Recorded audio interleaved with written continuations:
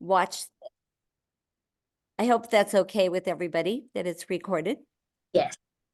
Okay. So I will post it out on my YouTube channel. We'll wait just a couple more minutes because there's more people supposed to be coming. So I hate to get started and then jump in the middle of it. So we'll just wait a couple minutes. I'll put some more music on. Your tree looks lovely. Thank you. Thank you. We have a very decorated house. Lynn and I both do Christmas big time. Oh, that's nice. That's an understatement. Yeah, I could take you around and show you some of the, we don't have all the lights turned on. We've been so busy doing stuff that we didn't turn on all the lights, but we usually have lots of things going on. And I always am a believer, I've been this way from the beginning, that you go with the people that are here. And so I just will tell you, that was Rosemary Clooney. Lynn and I watched White Christmas last night, which is one of our favorites, or one of my favorites. So I'm going to go ahead and get started, and then we will just, we'll let people jump in wherever they do. Oh come, I already told you about the "Oh Come All You Faithful" song, and then in the Latin part, I feature that in chapter 5 in my book. And this is the book that we're talking about, Hair on Fire, a heartwarming and humorous Christmas memoir. And you might wonder why I wrote this book. Last December of 2022, Lynn and I did a we did a cruise, and we went to Italy and Spain and ended up in Portugal. And I had so much fun on the trip. The Christmas lights, it started the day after Thanksgiving and ended about December the 7th. And seeing that Christmas was celebrated worldwide, you know that, but you just don't really get it I didn't get it until I saw it. And I had written some blog posts about Christmas every year, for several years. So I decided to put those posts together, and then I added more stories to it. And that's how this book came about. And I write almost all of my books, except for the Marshall Flippo biography. All of my books are written in poetry and prose. And so that's how this book is written too. So that's how this book came about. I've worked with the same editor for the last 4 books. And so she helped me reorganize it. And so I'll share with you the first chapter at the end. And she wanted it at the beginning of the book, and I had it kind of just plunked in the middle. I didn't really think about the organization part of it, but she wanted it to have an impact, and you'll see whenever I read it to you. So do you have any questions about the book or about how I did it? I'm just in amazement of writers. I'm not a writer, but I I love to read, and I'm always just amazed at the imagination of writers, and being able to convey, settings and create characters and whole new worlds. I like science fiction, so I'm really the thing is science fiction or biography. So it's either reality or totally. So this is just interesting to me to hear about the process, from a writer. Yeah.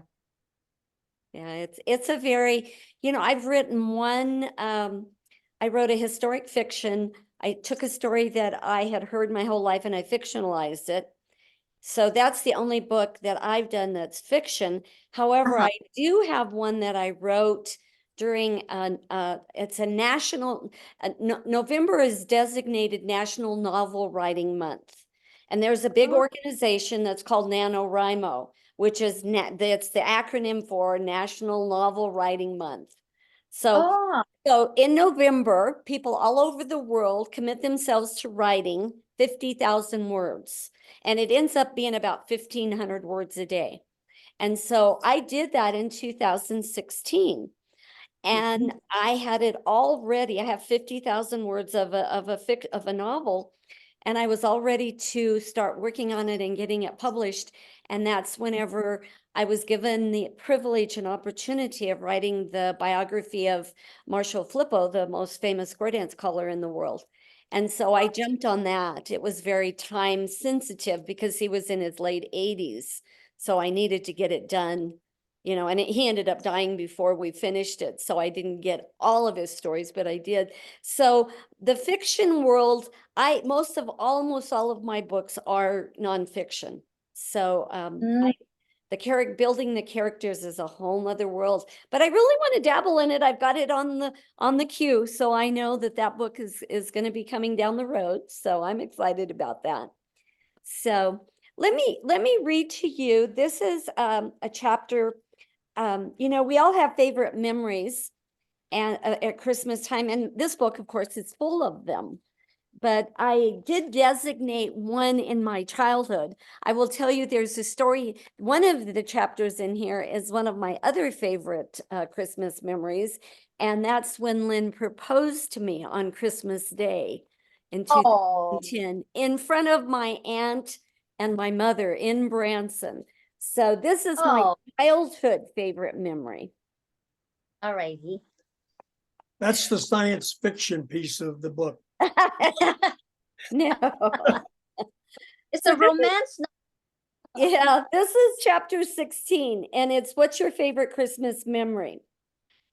Favorite Christmas memory. I have so many, but one stands out that has affected my whole life. When I was 4 or 5 years old, my mom made me a beautiful white dress with red embroidery on the top for Christmas. I remember her laboring over it because sewing didn't come naturally to her.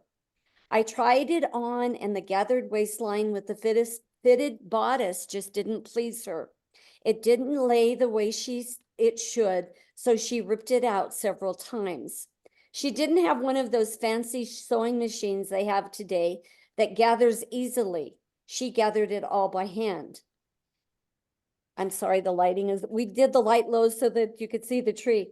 So she so wanted to complete it for our Christmas Eve family get together. So our efforts continued, and I continued to try it on, hoping this time it worked. I felt so special about her choosing to sew this for me. With mounting anticipation, I obsessed about wearing it on Christmas Eve. As usual, the Horner family celebration happened at my grandparents' with a multitude of relatives in attendance. For weeks, Mom sewed my lovely white dress, then ripped out her mistakes and cried. I had such mixed emotions over this project. I wanted it finished on time, but I didn't want Mom so stressed out. After all her hard work, Mom finished my special dress. I donned my miracle dress and saw the relief in her eyes. She took me to the mirror. I saw Cinderella in my reflection. I loved it. When Dad got home from the ranch, I had to model it for him, and he oohed and awed over it, solidifying the fact the lovely dress had transformed me into a magical princess. Oh, As a square dancer, the moment I don my gorgeous square dance outfit, I'm transported back to that moment as a child when I put on my beautiful Christmas dress Mom made. I am Cinderella, ready for the ball. If you look at the square dance attire for women and think how baffling, let me tell you about it. And I don't know if you can see that picture, but that's a lot younger. That's a 20-year younger Loretta Horner right there. goodness. Great. Maybe that's not real clear. I don't know if this is clearer or not. I think it might. Oh, Is that oh, clear? yeah. Yeah. Oh, beautiful. Yeah, Oh, that's one of my favorite outfits. Once I put on my outfit and petticoat and petty pants and twirl in front of the mirror, I am transformed. My feminine side comes out and I love it. I don't remember any gifts from the year Mom made that dress, but I remember her efforts and her tenacity. I recall that precious dress and the feeling I had when I walked in the door at my grandparents' house and the reception I received. That's a gift you can't wrap. This is my favorite Christmas memory. Because of the power of this memory as an adult, I have made many Christmas presents. Whether I knitted a stocking or a sweater, painted a plaster craft cowboy statue, or crafted a family calendar, the joy for me is the making and the giving. I learned this from my mother's wonderful dress project. During the pandemic, I knitted 20 plus dishcloths and gave them as gifts to my family. I value this life-saving therapy. While I knitted a simple rhythmic pattern that soothed my soul in the movement, I relaxed and let go of the time we experienced. Those dishcloths blessed me and hopefully will bless the recipient. So, a delightful Christmas memory touched me deeply as a child and continues every time I dance and every Christmas gift I create. You can't beat that. Do you have a favorite Christmas memory that has affected your whole life? How old were you? How did it affect you? That's a beautiful story. Oh, thank you. Do you have a favorite I Christmas? would like to,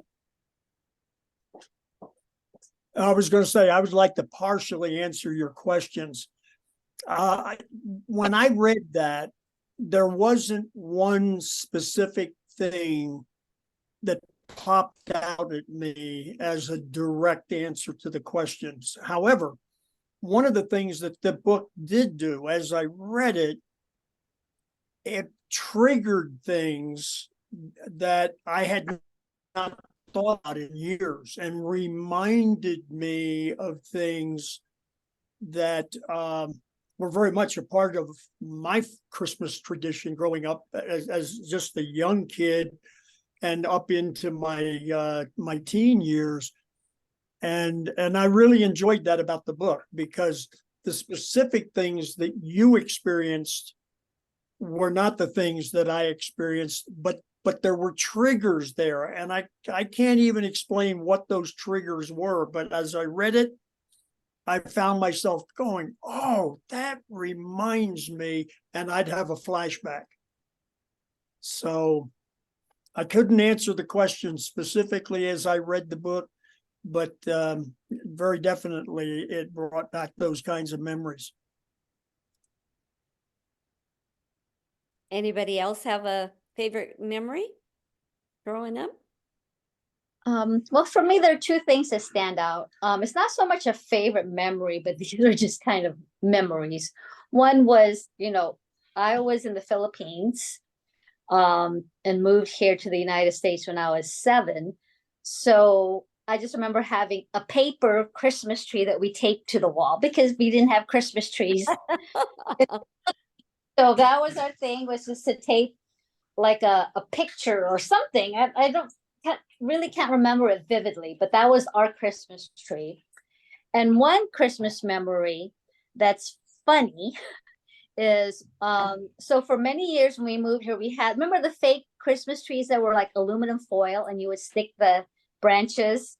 Yeah. And who knew later they would fetch a pretty penny on eBay. But we had that, and well, one year we decided to splurge on a real Christmas tree. So my mom's younger sister, my aunt, had moved to St. Louis, so we weren't going to be able to celebrate Christmas together. So then my mom said, "Oh, your aunt said to save the Christmas tree for when they return from St. Louis and we'll celebrate then." I'm like, okay. I mean, we were real little. So it's January rolls around. We still have the tree. February, and it's like super dry. It's just like, it's like wilting. I mean, it's like brown and brittle. March comes around and we still have the tree. Okay. With the decorations on it. And then April is when my aunt finally pulls up on our street. We see her. It was an orange Vegas station wagon. I don't know if you remember Vegas from the 70s. Oh, yeah. So comes with her 2 daughters, my cousins. And then she comes in, she sees this Christmas tree that's just pathetic looking. It was a total fire hazard. It's a good thing it didn't catch fire. And then she said, I said to save the Christmas spirit, not save the Christmas tree. Then we needed to take the ornaments off, and we put that tree for, garbage pickup on the sidewalk in front of our house. And I remember thinking like, how embarrassing. Our neighbors are thinking like, look at this immigrant family. They really don't know what's going on here. And there's this dry brown Christmas tree on the sidewalk in the middle of April. So that's my story. That's So great. you had the first Charlie Brown tree. Yeah, Gonna look at really. I actually do have a Charlie Brown tree right now that I put and brown. So Well, thank you. Arminda, ask Loretta what the tree is that she puts up in Branson. Oh, Oh, we put up yeah. one of those, we put up one of those silver trees. Oh, that's great. You know why? Because my mother was really funny. She always wanted a small tree, and we Right. always wanted a big tree. And so when my dad passed away, her sister had one of those silver trees. And so Mhm. from the time my dad passed away, she put up one of those retro silver trees every year. And so that's when we go to Branson, and we're going to go there on Saturday. That's what we put up. Because we don't go early enough to go out to the ranch and cut down a tree like we used to. So we put up this silver tree. Oh, that's wonderful. Yeah, I totally even remember taking the branches off, and it had its own little sleeve. Yes, And you- yes, That's yes. it. Yes, that you have to put it in the sleeve. Yes, that's true. Yeah. She still has the sleeves. Yes, my I put God. it in the sleeves. Yep. That would Okay. fetch a pretty on eBay. Yeah, really. It could make a lot of money for sure. Yeah. With Markel purple is ball. moving around. Where's Markel going? I am here. My son is at volleyball practice. He dislocated his ankle, so he's on crutches and he can't drive. So I am Oh, his chauffeur. So I'm going to pick him up, but I'm still listening. I'm loving the okay. stories, loving it. Oh, okay. Did you want to share a Christmas story? Gosh, I would have to say, growing up, we would always, on Christmas Eve, we always had a big Christmas Eve dinner at our house. We'd go to church at 5 or 5:30. And I remember mass was always crowded, always a bunch of people. So we go to mass, and then our entire family, my mom's side of the family, my dad's side of the family, we'd all meet and have dinner at my parents' house. And it was always so wonderful having everybody together, and the cousins that you don't see, a lot during the year. So to have everybody together at the same time was always wonderful. So I always remember that. That's nice. That's awesome. Yeah. Family, that was a big part of my Christmas memories too, was lots of family. Because my one aunt, we had 5 in my family. Okay, here's somebody. Oh.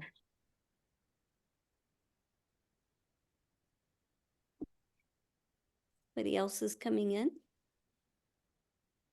Hello, Chelsea.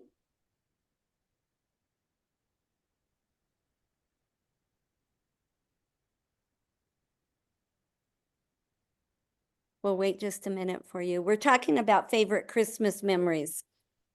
And we just, While we're waiting for her, I just remembered one. And I was older. In fact, I was attending the university at Rutgers, and I was home for the Christmas holidays. And as a kid growing up, Santa Claus always decorated our tree Christmas Eve. The only thing that the kids would do is to help Dad put the lights on.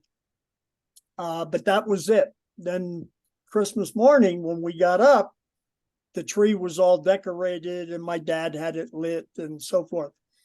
Well, I continued that whole thing about not seeing the tree until Christmas morning. So fast forward, I'm about 18 or 19 years old. I'm coming home for Christmas holidays, and I don't want to see the tree until Christmas morning. So I come into the house through a side door, and I'm talking to my mom, and I am deliberately not going into our living room because I know that the tree is already there and it's already decorated. And I hear my dad say, "Hey, boy, come on in here." I said, "No," I said, "why don't you come out here?" Well, he insisted. So what I did, I backed into the room. And I'm talking to him with my back to him and my back to the tree. And finally, he saw I wasn't going to turn around. He said, Oh, "Get out of here. Go talk to your mom. I'll see you in the morning." So I actually did see him later that night because he did come into the dining and kitchen area and we talked. But I stuck to my guns. I never saw the tree until the next morning. that's really nice of how, it's the magic of Christmas and that whole season of Advent, of waiting, Yeah. That's because I didn't even know about that tradition, and I'm a cradle Catholic. And in the Philippines, we love Christmas. It starts like in October. It's so festive. But I didn't know about that tradition until I went to this parish and I was in a Bible study, and our instructor said, she's 86 now, but she said, back in the day, the decorations didn't go up until Christmas Eve. And that just kind of blew my mind. I was like, really? Because everyone was like hustle and bustle to get the tree and the lights and everything all up. And I kind of like that idea, that, so you're not caught up into the stress of the season, but really just wait. And now, Lynn, with your story, it's really just showing how there's that magic then of the anticipation. So that's and there was a lot of anticipation. But Mhm. now, fast forward, I'm 83 years old. I'm married to a lady that likes to put the tree up sometime in August. No, no. I'm exaggerating, December but she the puts it 5th. up the 5th, The and 5th, then yeah. it's up until February. No, it's not. It's up until Epiphany. I'm a big celebrator. I'm like, I really love the season of, I'm like you, Army. I love Advent, which is the anticipation, the whole getting ready for the birth of Christ. And then I love the 12 days of Christmas that extend the Christmas Yes. celebration from Christmas until Epiphany, and then the beautiful celebration of Epiphany. I want to welcome Chelsea to this big celebration with your hair on fire. And if you would type your name in the chat window and an email address, Lynn is recording those for the door prizes that we're going to give at the end of this. So we're glad you're here. Chelsea, did you have a favorite memory, a Christmas memory you wanted to share? Oops.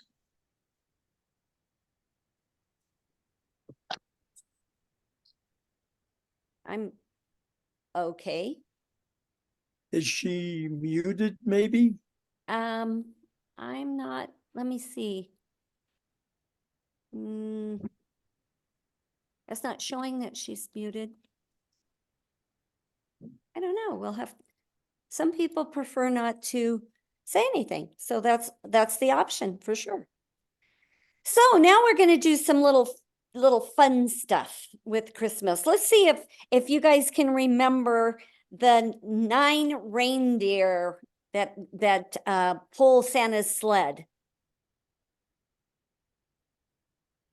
Yeah, Rudolph. Rudolph, I'm trying to sing this. There's Dasher. Dasher, Mhm. They're like a Blitzen or a Blixen or something. Blitzen, yeah. Blitzen, yeah. There was Dasher, Dasher, Dancer, Dancer, Prancer, Vixen, yes. Yeah. Comet, Cupid, Donner, Blitzen. Good. Yay. You got them all. That's That's awesome. it. That's all. That's a good one. Okay, good. Now the next one is a trick question. When I looked at this one, I gave the wrong answer. So let's see if you guys have the right answer. How many ghosts came or showed up in Charles Dickens' A Christmas Carol? I mean, the obvious would seem like 3, but it's a trick question, so it's not.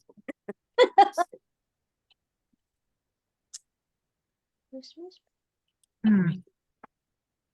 Hmm. And I'm trying to think, there was the ghost, didn't he appear too? It was the ghost, gosh, what was his name? Wasn't You're on the right path. Marley, well, his partner, wasn't it his partner? And I Yes, can't remember his name. yes, Yeah. you got it. Marley. So it was Marley. Marley. Yeah. So there were 4. When I looked at it, I thought it was a typo error, but there were 4. There was Marley at the beginning, and then there was the Christmas past, the Christmas present, and the Christmas future. So that's really pretty much a trick question, I think. Okay, this is an easy one. Where was Jesus born? In Bethlehem. Bethlehem. Yes, in Bethlehem. That's right. And the last one, how many wise men came to see Jesus? Is this Wise another? man. You would think it's 3, but Yeah, I it don't is know. great. It's not a trick Yeah. question. Oh. I'm The other was overthinking. a trick question. Okay. So let's see if let me think if I can come up with another one. Do you know the name of the angel that spoke to Mary? Gabriel. Gabriel. Yes, yes, yes, yes. It was Gabriel. Awesome. Awesome, awesome. Okay, good. I have one.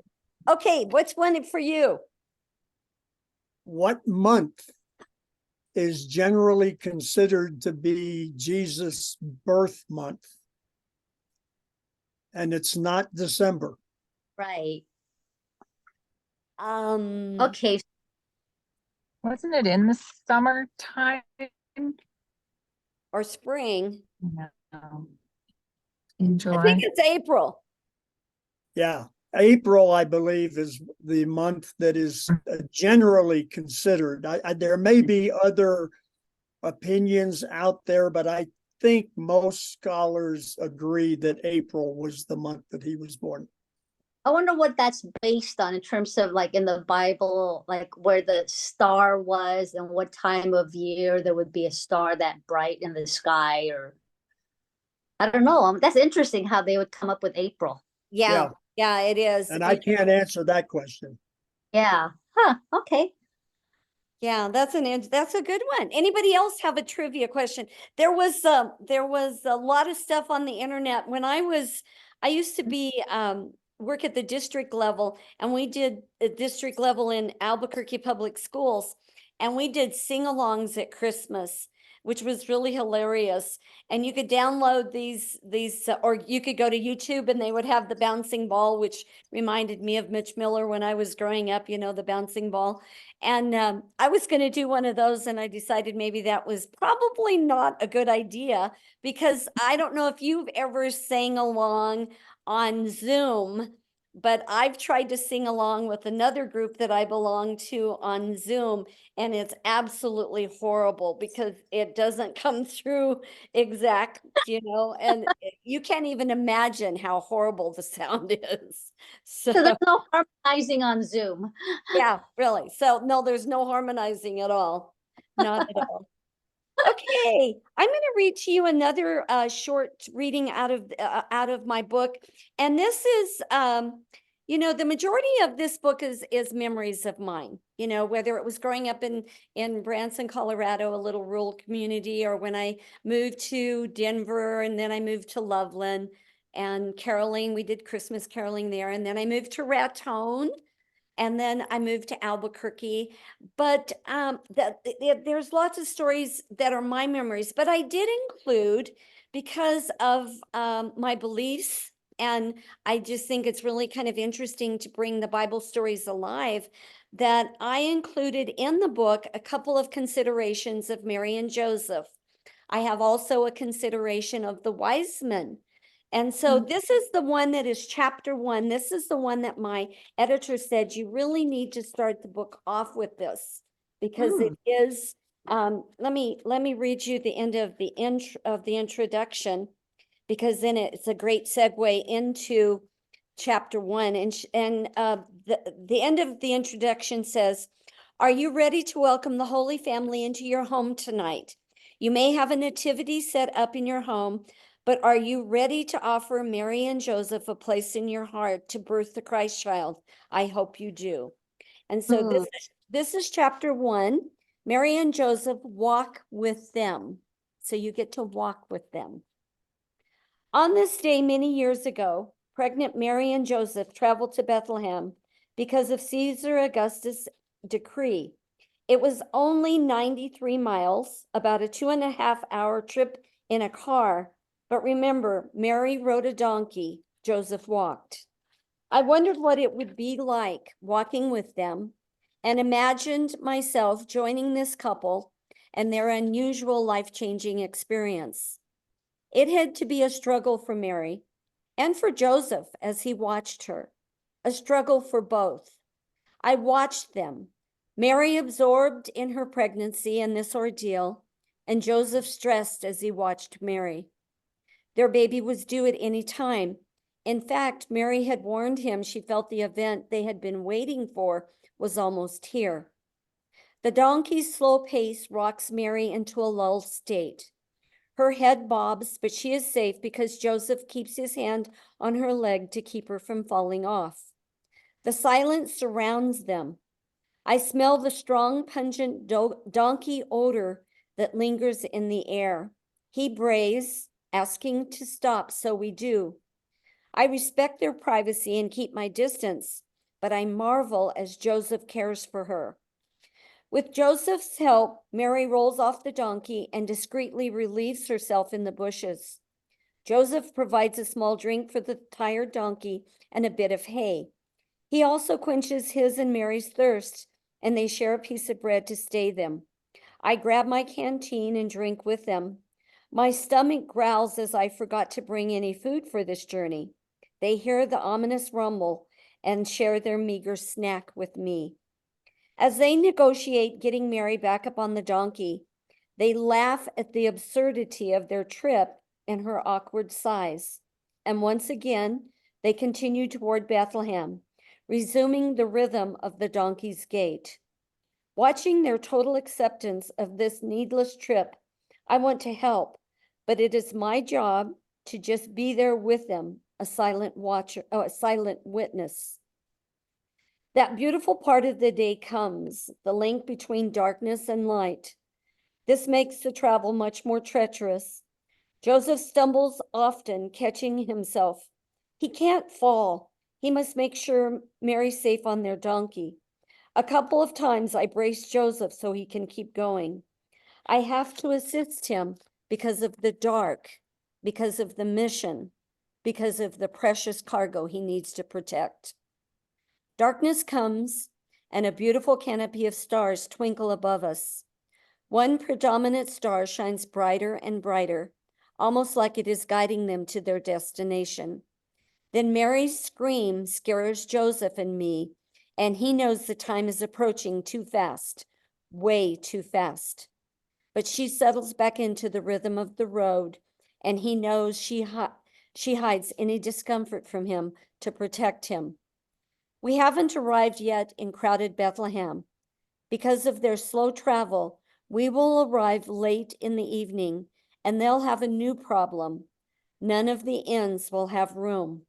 But right now, we are working our way to Bethlehem, anticipating what's ahead. So, that was your opportunity to walk along with them. Wow. I have a question. Familiar with Ignatian spirituality, Loretta? Yeah. So it's all about that placing yourself, and you did it so vividly. I mean, it's a blessing for me to hear this before Christmas. Oh, awesome. Awesome. Awesome. That's the reason I wanted to have this special evening to celebrate. And it is a great lead into the book. One statement that you make is watching their total acceptance of this needless trip. And on Mm. one level, it was a needless trip, but on another level, it was mandatory. Does anybody recall why they had to make this trip? I thought it happened later. Was it because of Herod's decree, or no? Well, it was a decree. Um, It was Caesar, wasn't it? but does anybody recall why, It what was, the decree was requiring? it was No. the census. It was to. it was Oh, that's this. the Yeah. census, yeah. He was of the house of David. Mm-hmm. And so Bethlehem was where the people from the house of David had to go and record Mm. their They city. had to be recorded for the census, and that's where they had to pay taxes. Yeah. Oh. Wow. Okay. That's good to know. I forgot about that. It's good that we are no longer required to go back to our home to pay taxes. Gosh. Mhm. For me, it would be a long trip. Yeah. Sam will find us wherever we are. For Oh, sure. that's it. For me, it was kind of I just pictured Mary, she was, biblical scholars believe 14, that was the marrying age for young women at that time. And oh my gosh, I just picture that, being pregnant and just the fullness of that pregnancy, and you're on a donkey and it's bumpy road. Oh my, I can't even imagine. And then you're going to go into labor. I've appreciated some of the depictions that I've seen, like on social media, that's more realistic, of Mary just tired, next to the baby, and Joseph there being kind of the loving protector. And but she was beat. Yeah. Oh, yeah. Yeah. He had to be exhausted. Oh Well, yeah. and from a man's perspective, it's impossible for a man to even begin to appreciate what a woman goes through in giving birth. But Yes. then you add into that the aspect of the donkey, and that's, from a man's perspective, that just takes it into a whole nother realm that we could never begin to understand or Yeah. appreciate. Well, I don't know if this meme has been making its round for the last few years, but instead of 3 wise men, it was 3 wise women they brought diapers and casserole. Yeah, that's what Mary would have appreciated. yeah, that sounds like, I haven't seen that, but that sounds like a good idea. See, I think one of the things that for me is that, you hear a story like the nativity story or the story of Jesus' birth, you hear it over and over and over again. And unless you put yourself into it, this is for me, unless I put myself into it, it's just that story I've heard over and over again. Yeah. There's a distance to it. Mm-hmm. So whenever I have another story in the back of it that's, a treatment of the same topic, but it's just it's a different slant on it. And I was just sitting here thinking, what about Joseph? I mean, Yes.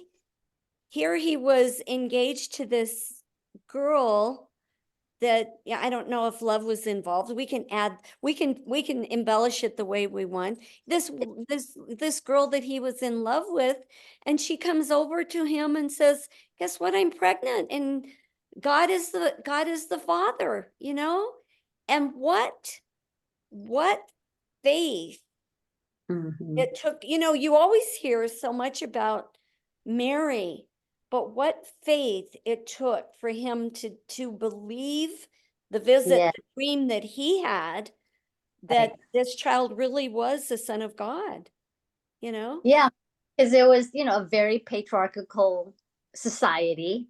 Yeah. To and yeah, I mean, he's one of my favorite saints. Yeah. Yeah. So there's when I used to work at Loyola Marymount University, which is a Jesuit university. So outside my office window was this statue of Joseph, and the way he's carrying toddler Jesus, you could see the fatherly love instead of just like a statue, or the paintings. But there was something in that statue that you really saw just the love, and you and humanized Joseph as the father. And like you said too, I mean, it's so he's given this huge responsibility, right, of raising the son of God. Yeah. Yeah, it's extraordinary. It is. It is. It's such an extraordinary story. And the one of the things, I write this book, and my faith is all throughout the book, and I didn't realize it.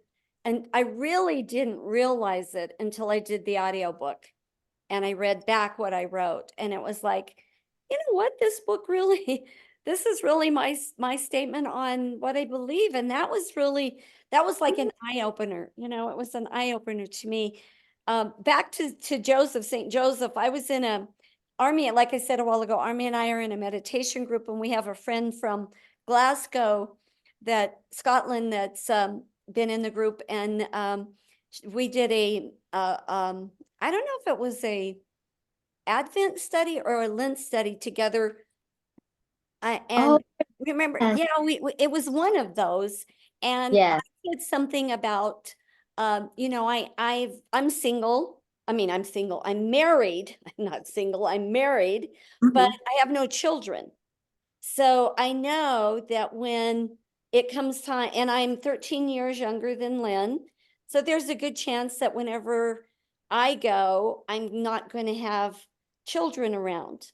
And so I shared this with the group, and I was kind of saying, I shared it with my therapist one time, and she said, Loretta, just because you have children, that doesn't guarantee they're going to be around for when you die. So don't go down that road. But I shared it with this group, and the friend from Scotland, Eleanor, texted me and said, you do know that Saint Joseph is a patron saint of death, and he will be with you.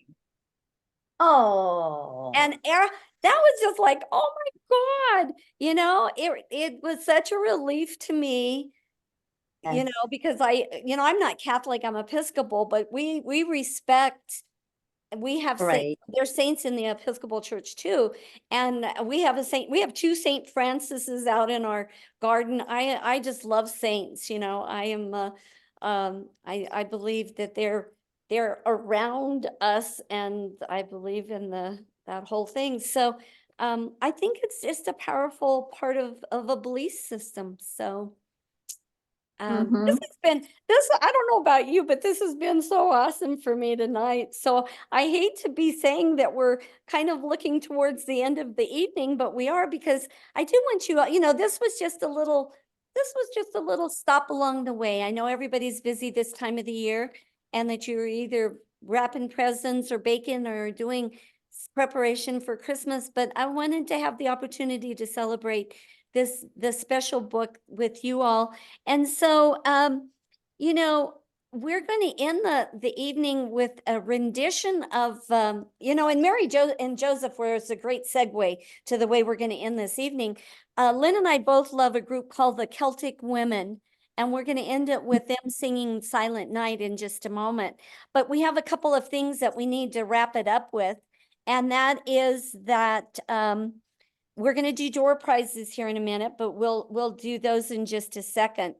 And Chelsea, if you would type your name into the chat and your email address, you all are going to get a door prize. So just for being here. I do want you to know too that I have my books on Shopify. I built a Shopify store, so I will put it into the chat. The name of it is Loretta's bookstore.com. And right now there's a discount. There's a 25% discount on all of my books there. And so this is the code, the discount code. And plus you would get an autographed version that way. And Wow. yeah, so it's lorettasbookstore.com and the discount is 25% off. And you know, my life has been an absolute miracle in so many ways.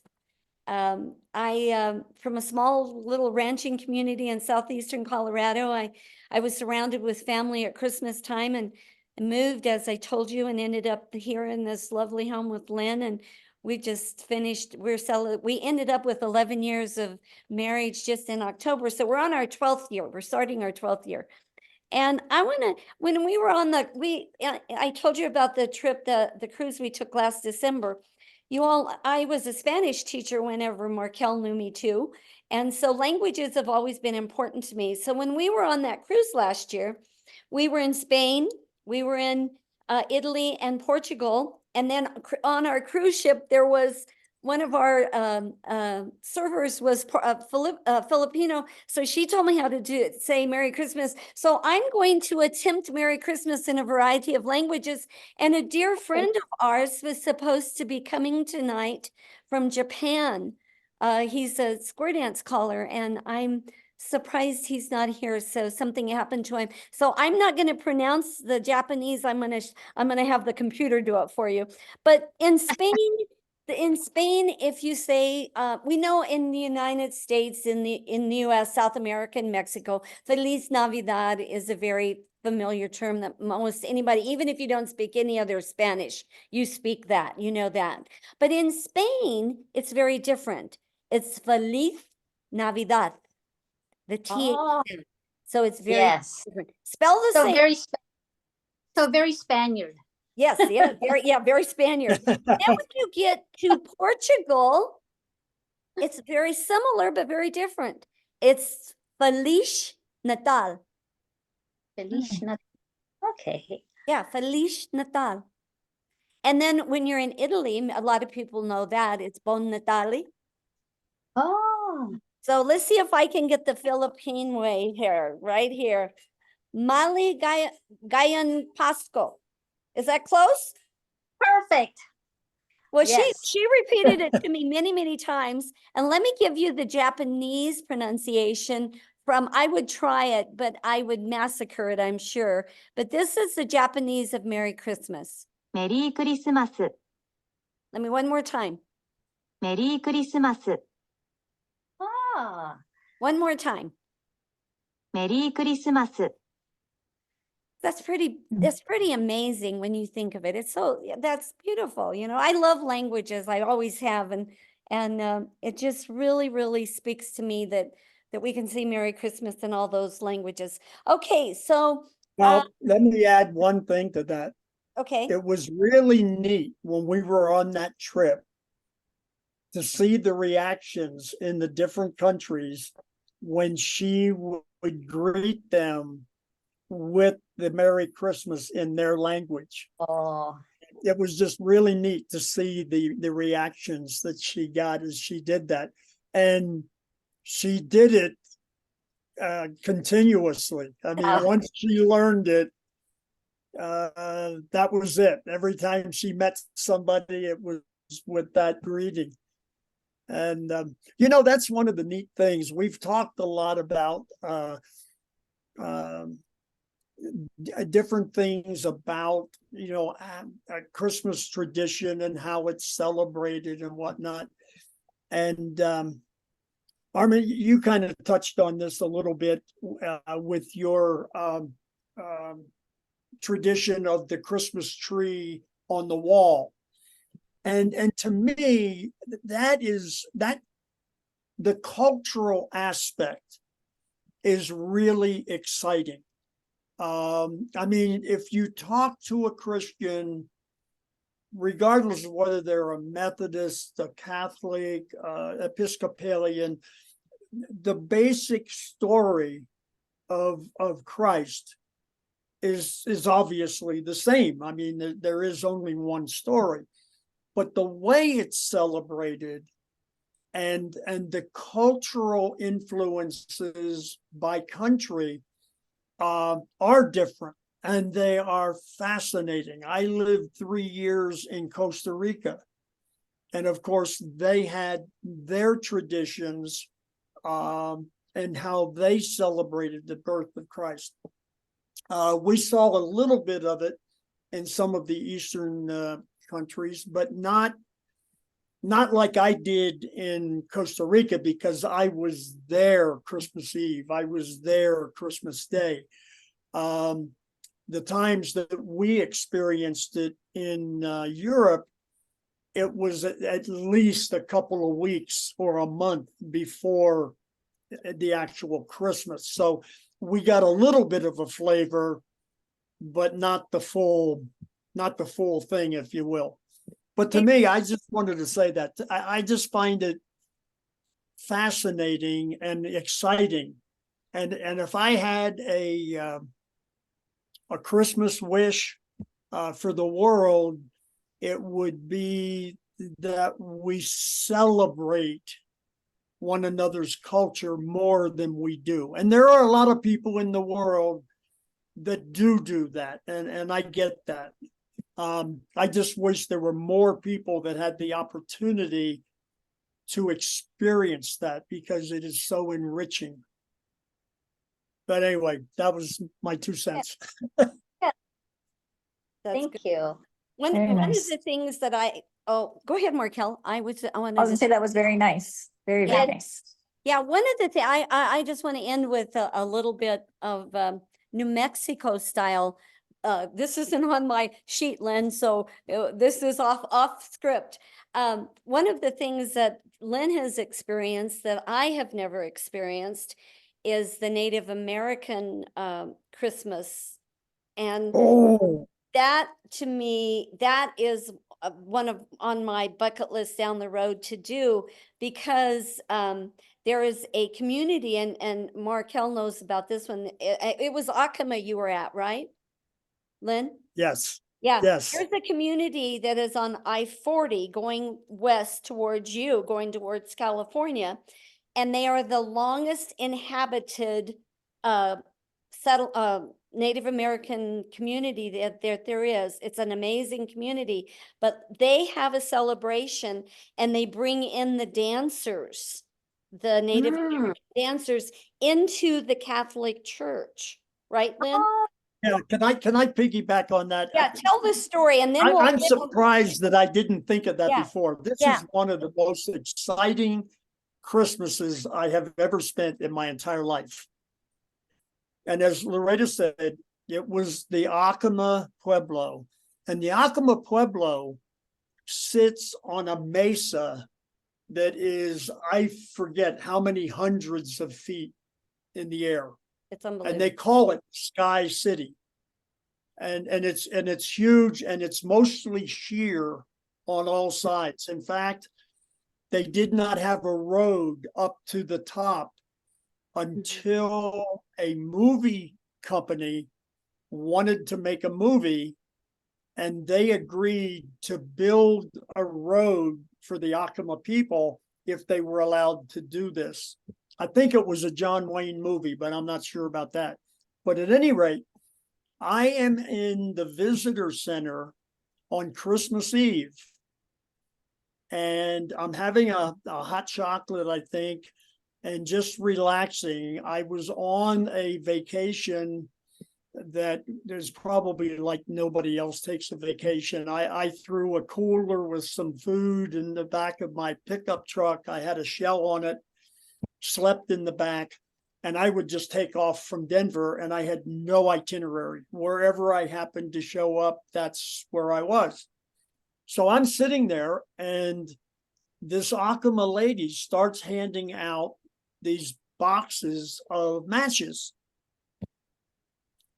And I asked her, I said, well, what are the matches for? And she said, well, we go out along the road, and the road leading up to the Pueblo, and we place luminarias. In fact, the luminarias are already placed. And what our people now will do is we go out and we light these all the way up to and including the rim, the upper rim of the Spanish church. So I'm thinking, and I look at her and I said, well, is this something that only an Akama person can do, or can anybody do it? I said, I'd be willing to do it if that's permitted. And I will never forget this.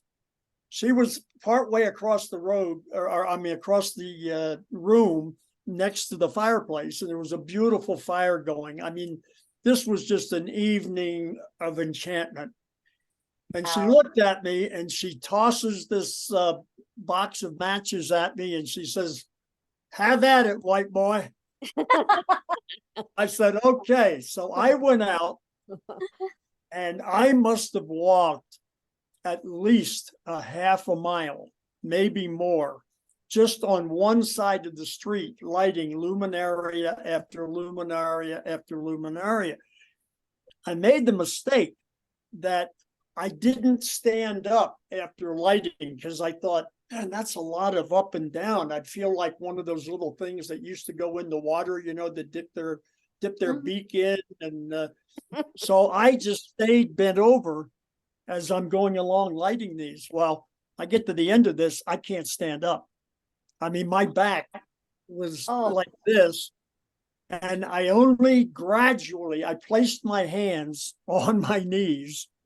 And then very slowly, I moved each hand slowly up the leg until I could actually stand up straight.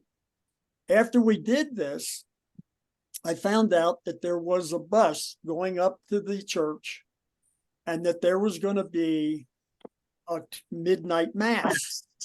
Wow. So I went up and there's no pews, there's no benches. Everybody is standing. And I think I was the only white person there. I think everybody else in the church was an Akama Indian. And it got to be about maybe 20 after midnight, and it hadn't started yet. So I nudged the guy next to me and I said, isn't this supposed to be a midnight mass? Isn't it supposed to start at midnight? And he looked at me and he says, son, he says, you're on Indian time now. It'll start soon, but it's on Indian time. Yeah. Well, about five, and he did say, he said, I think it's pretty close. Well, about 5 minutes later, it started. It was a combination of Catholic service and Indian input to the service. So it started out, for example, with a procession. If you've ever seen Donovan's Reef with John Wayne, there is a scene where Christmas Eve, they bring an offering of corn and something else as a thank you to Heavenly Father for the harvest and whatnot. They did that. There was Indian dancing. It was like nothing I had ever experienced before and probably never will. But it's one of those, I'm surprised I didn't even think of it, because it's one of those enriching experiences that I will never, ever, ever forget. It was just awesome. I added some. I'm glad you brought that up, honey. Go ahead, Army. Oh, I just said I added something else on my bucket list. Yeah, yeah, for sure. Yeah, for sure. Okay, we'll do the door prizes and then we will end with Silent Night and wrap this lovely evening up. We're gonna, I don't know how to do this with just the two of you because Chelsea, we don't have your information, so we can't. If you'll type in your information, you can join in here. But anyway, you have a choice of audiobook or ebook. And for the audiobook, there is the name of it is Let Me Tell You a Story. It's how my grandfather put our ranch together during the Depression, or the Hair on Fire book. And then the ebook is either the book I wrote about, the coronavirus reflections, Bitter or Better, or the Hair on Fire. So how about we'll start with Markel. You were the first one here. So which you have a choice of either one of those. I would like to do the Hair on Fire, and I would like to do audio if that's okay. Oh, awesome. Okay. Yeah, thank Okay, you. I'll send that to you. Okay, and then Army? Also, can I do Hair on Fire too Yes. on E? On ebook? Yes. You bet. Great. Awesome, awesome. We will end this lovely time and celebration together with the Celtic women singing I'll Have It in the Background. And this is Silent Night, which is to me one of the most beautiful songs at Christmas time.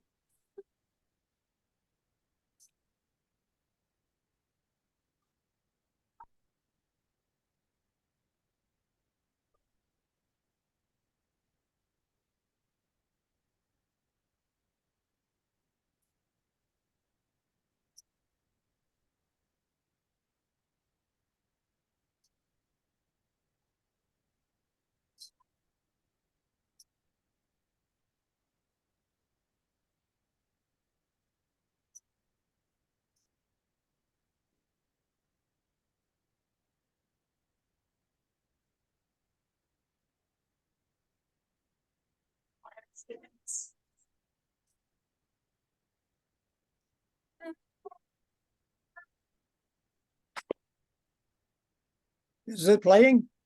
You I can't hear it. No. You We can't can't hear it. No. Oh, I'm sorry. I thought you were hearing it. No.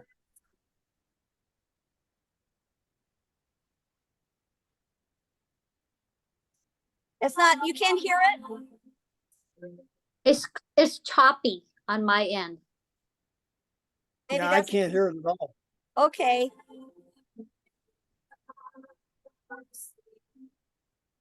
Huh, No. that is interesting. Okay. Well, you know what we'll do? You know what we'll do? We'll do something else. We'll end with one that you can hear, and this is a very traditional one.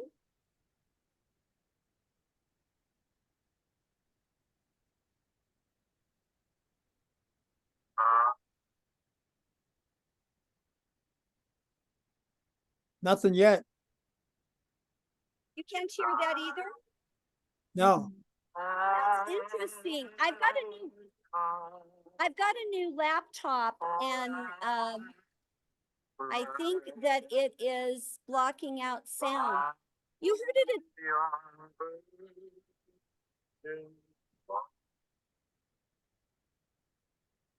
heard it at the beginning though, right? You heard the music at the beginning? Yeah. Now it could be our internet service. Our internet service is not really good. In fact, Friday, I'm expecting delivery of equipment for Starlink. And from neighbors in the area, I've gotten a lot of feedback about Starlink that it's much, much better than what we have now. And sometimes the service we have now just fails us, and transmission is not what it should be. Well, go out on YouTube and look up the Celtic Women Silent Night, because it's a very beautiful rendition of it. So, Merry Christmas to you all. It's so good to Merry see Christmas. you. Thank Yeah. you for this, Rita. This Thank is you. wonderful. Thank you for being here, Yeah. and I wish you all a Merry Christmas, and we will see you in the new year. I'm gonna